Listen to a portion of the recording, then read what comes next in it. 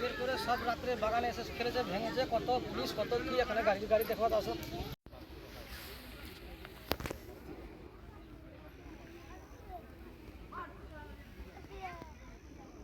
ফেলেছে, গরুটায় ওদিকে ফেলেছে।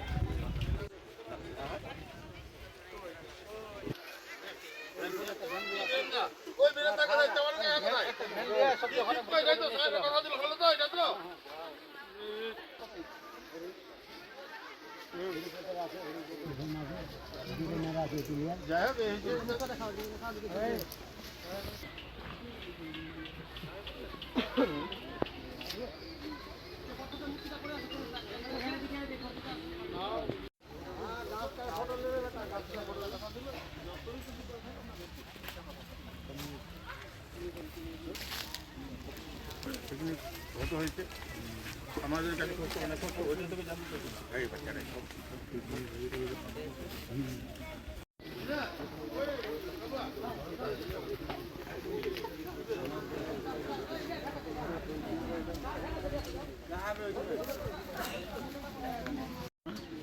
এখানে আমাদের তো বহু পুরাতন মন্দির, এটা আমরা প্রায় 90 বছরের ঊর্ধ্বে হলো, কোনোদিনও কোনোরূপ কোনো দাঙ্গা হয়নি, কোনো কিছু হয়নি।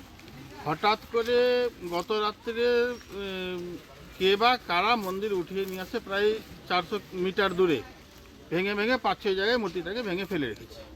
আমরা এসে তো তাই দেখি, তারপরে আমরা পুলিশকে খবর দিই। পুলিশকে খবর দেওয়ার পরে তো এই তো খবর দেখছেন, লোকজন সব এসছে। এখন পুলিশ বলছে ব্যবস্থা আমরা নিচ্ছি, কোথায় কি আসামি আছে আমরা তুলব। যেন আমরা পুলিশকে অনুরোধ করেছি যেন আমাদের সাম্প্রদায়িক সম্প্রীতিটা নষ্ট না হয়, যেন সুষ্ঠুভাবে আমরা থাকতে পারি, সকলে মিলে বসবাস করতে পারি, এরকম ব্যবস্থা আমাদেরকে করে দেওয়া হোক। পুলিশ আমাদেরকে আইসি সাহেব আশ্বাস দিয়েছেন যে আমরা এই ব্যবস্থাটা করছি। দুষ্কৃতীদের কোনো জাতি নেই, দুষ্কৃতী যারা বদমাশ তারা বদমাশই, সারা জীবনই বদমাশ, তারা ওদের কোনো জাতি নেই, ওদের মধ্যে কোনো হিন্দু মুসলমান বলে কোনো কিছু নেই। রাঙ্গাইপুর, পুরাতন রাঙ্গাইপুরের মধ্যস্থলে মন্দিরটা, সেখান থেকে মন্দিরটা নিয়ে এসে প্রায় বললাম 400 মিটার দূরে, 400 মিটার দূরে এক বাগানে এখানে ভেঙে 5-6 জায়গায় ফেলেছে।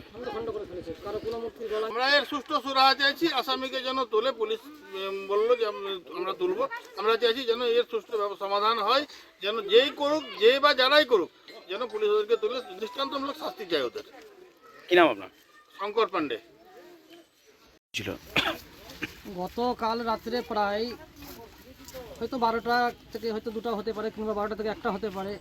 এই সময় আমাদের পুরাতন রাঙ্গাইপুর মন্দির, হরিবাসর মন্দির, সেই মন্দিরে আমাদের প্রতিমা 5টা, একটা রাজা, একটা কৃষ্ণ, 2টা গৌরনীতায়, একটা হচ্ছে মা বুড়ি, 5টা মূর্তি। সেই মূর্তি আমাদের মন্দির থেকে প্রায় 400 মিটার দূরে নিয়ে এসে মূর্তিটিকে ভেঙে ফেলেছে, ক্ষতবিক্ষত করে ভেঙে ফেলেছে, এই বাগানে ফেলেছে, আবার সরিষার খেতে ফেলেছে। কতগুলো মূর্তি ছিল? 5টা মূর্তি ভেঙে চুরে ফেলেছে। এখন আমরা চাইছি যে থানার আমাদের আইসি সাহেব আসামিকে ধরুক। আমার জানা নেই, আমি প্রায় রাত্রি 8টা সাড়ে 8টা নাগাদ আমি বাড়ি চলে এসেছিলাম কালকে। ওটা আমি আমার কাছে খবর নাই এখনো।